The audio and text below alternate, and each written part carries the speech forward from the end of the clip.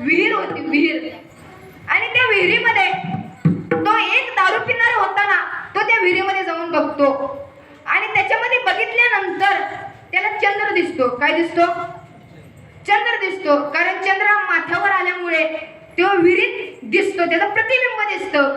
आणि तो दुसऱ्याला म्हणतो की अरे इकडे चंद्र विहिरीत पडलाय. आता तो चंद्र विहिरीत पडलाय का, ते चंद्राचं प्रतिबिंब होतं. त्यावेळी तो म्हणतो अरे तुझं काय जातंय, ते पडलाय पडू दे ना विहिरीत. त्यावेळी तो म्हणतो नाही रे, माझे वडील शेतात पाणी पाजत आहेत, त्यांना भीती वाटेल, याला वर काढलं पाहिजे लवकर. त्यावेळी त्यातला एक जण जातो आणि बादली आणि दोरी घेऊन येतो.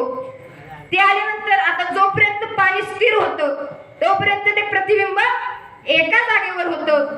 आणि त्याने ती बादली टाकली तसं ते प्रतिबिंब ज्या पाण्यात होते ते पाणी हलू लागलं आणि ते प्रतिबिंब पण हलू लागलं.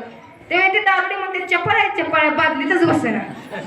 बरं ते प्रतिबिंब बादलीमध्ये आलं आणि त्याच्या वर वळायला गेले, ते विहिरीच्या एका खापरामध्ये जाऊन अडकली बादली. आणि बादली अडकल्यानंतर ते जोर देतात 1 2 3, बादली काय निघाना.